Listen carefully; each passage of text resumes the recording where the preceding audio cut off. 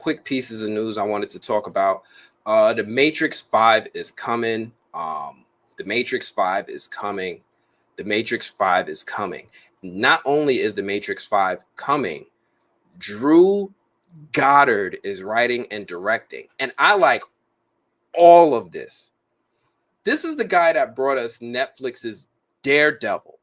Netflix, not Daredevil Born Again. Netflix's Daredevil, writer, director, showrunner. He is him. Put an apron on him, move the fuck out the way, and let this man cook. He is going to be working with the Matrix. I don't understand. Sometimes, and some of us can attest to this, we want some of our best favorite franchises to get in the hands of other creators. Now, for a long time, everybody wanted George Lucas to give Star Wars to other creators. And however, under a controlled environment, I think this can work very, very well.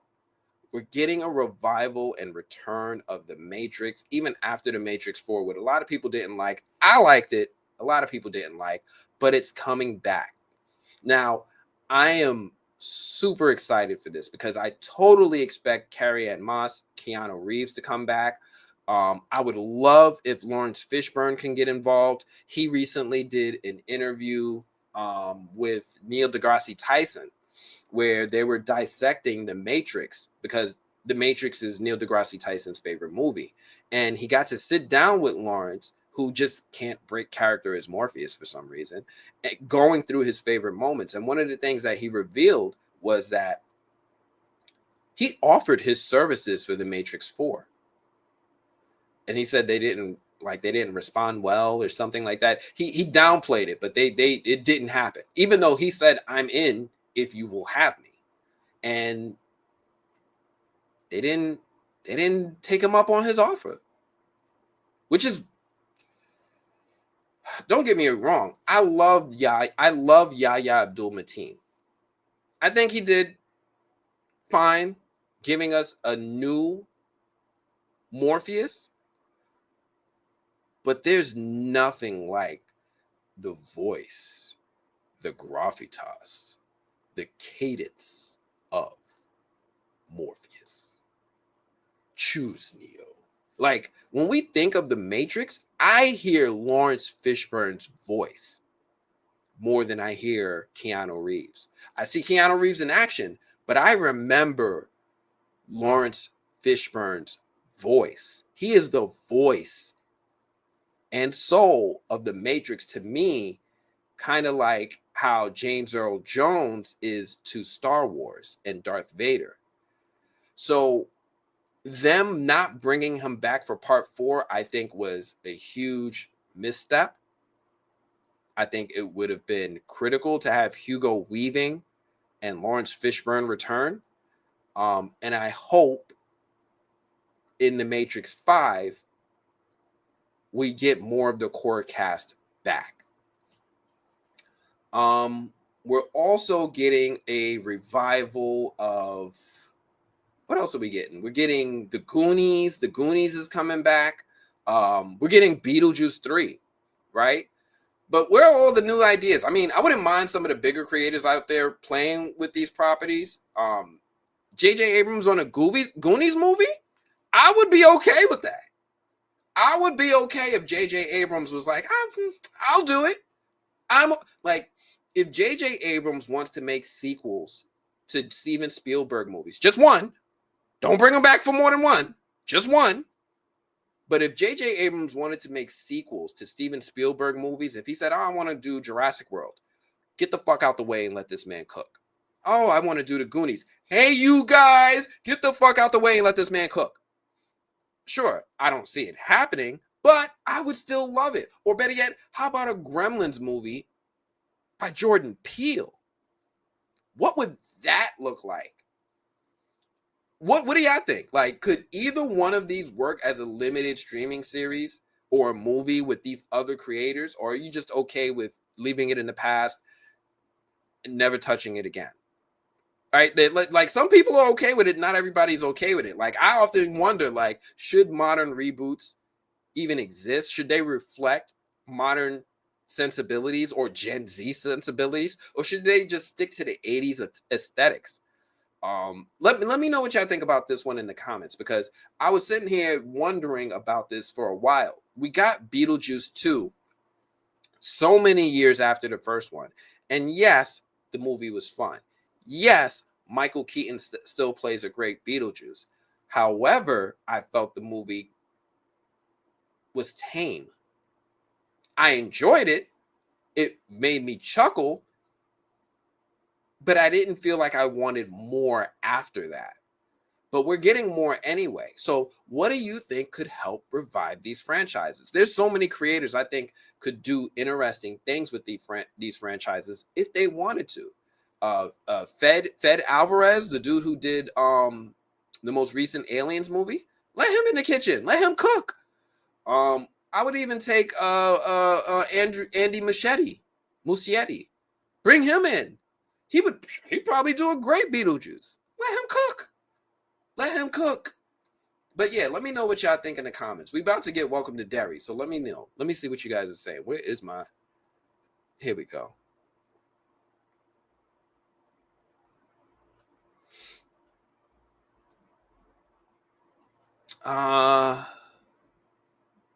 Do you like the casting for Jon Stewart for the Lantern series? I'm going to come back to this, Fernando. This is a huge tangent. I'm going to come back to this. I already started. Did you hear about John Boyega wanting to play Bishop? Here you go again. I'll come back to this. This is a huge tangent. Why is The Matrix 5 coming? Why not? The Matrix is, the Matrix is so relevant as a concept. It is so relevant as a concept, especially now. Like, don't it feel like we're living in the Matrix? You know what I mean? Like, don't it feel like people are controlling your news feeds, getting you riled up about things you probably wouldn't have been riled up about? Like, oh man, it's not fair. These Italian tariffs are so high, and I've got to spend more on this Gucci bag that I was going to buy anyway, or this Lamborghini. So expensive. Oh, stuff from Mexico, so expensive. Canada, oh, it's not fair. It's ruining my life. Weren't you guys feeling? Why not? Why not? Matrix 5. Yeah, Gothic Chick is with me. Gothic Chick is with me about this one. Be a nice change if someone wrote something new as good as the original Matrix. Yes, and you know what that requires? Good writers. This is one of the times I would be like, the Russo brothers would probably thrive in the Matrix. They don't thrive in what they're doing now outside of Marvel, but I feel like the Matrix is something they could sink their teeth into and do well in. Yes, I think somebody has it in them. I hope he saves the Matrix franchise, because the last one was, I didn't mind it, but I understand. I think it could have been better, and I think it could go back. Vince, what you doing over here? What how'd you even find out about this? Did I invite you? I should have invited you. I may send you. Matter of fact, let me send you a link in case you want to join. But yeah, Yaya wasn't bad in his performance, but the writing is probably what I think people have contention with, because it took the character in directions that nobody was really asking for. So yeah, part 4 was a misstep. I think part 4 was a misstep because they didn't bring the whole cast back together, which is the same reason I have reservations about Avengers Doomsday. You need both Wachowskis involved, right? Don't just bring me one writer. I need two. Both of them working together is what cooked. That's why I'm a little nervous about the Avengers movies, because we only got one of our writers back from Endgame, not both of them. And without them feeding each other, a little nervous. There's so many things about the fourth Matrix that I like, that I could talk about at length, and I'm gonna save that for another show.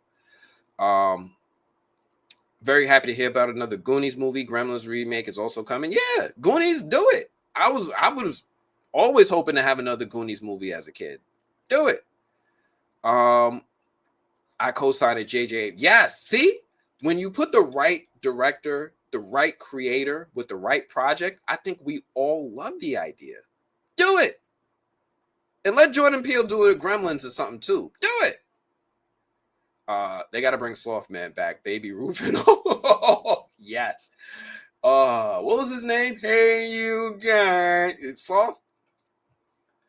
Jordan Peele or Ryan Coogler should be hired to write and direct Blade. I could see it. I wouldn't be mad with a few directors. Like I said before, I would be okay if Antoine Fuqua said he wanted to make Blade, because my man makes a solid action movie.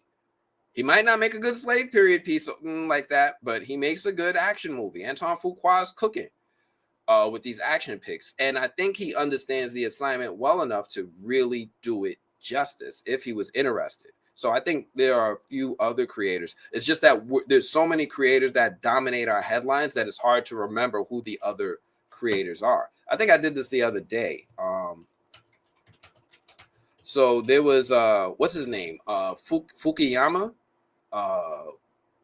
Damn it. Alan Hughes, the one who did the Book of Eli. He would cook. He would cook with Blade. The Book of Eli director? Get it? Yo, fuck out the way and let this man cook. Of course, yes, Ryan Coogler would do a good job. Fuqua. There's a few people out there that could do the assignment, who can handle it as well. I would even let Donald Glover help write. You know, there's so many people out there who could help make these franchises into what we want, what we hope that they would be. So yeah, I would love that. Oh, what the? This guy here. Hey, I want to let y'all know. Hey, I want to let y'all know. Thank you, my bro Vince, for the nice little super chat. I appreciate you. Thank you so much. Listen, if you guys want a super chat, I absolutely accept it. If you guys want, I would definitely highlight your comment. Vince didn't even have a question. This was your time. But yes, absolutely. We're going to feel free to super chat if you want to. I still got the Venmo and the Cash App if you guys want it. I'll bring the banner up toward the end of the video. But thank you so much, Vince. I really appreciate it. Hopping back into some of these comments.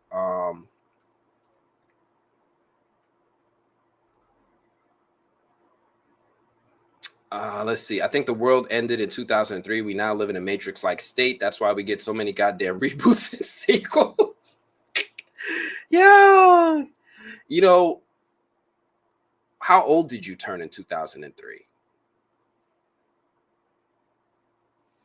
It's very telling. I'm the same way. Once I hit like 30, I was like, ooh. It's kind of fucked up around here. Ugh. I'm drinking soda. Ugh. Somebody hand me a seltzer, quick. Like as soon as I hit 30, everything changed. Marquisha says she agrees with changing everything up with these reboots. Thank you so much. Not a Matrix should have been a prequel, not Neo-based. I wouldn't mind a Matrix where we see previous iterations of the one and how they failed. That would be cool. I wouldn't be mad if we had some prequels to the Matrix, showing all those older versions. You could leave Neil Patrick Harris at home. He was cool, but you can leave him at home.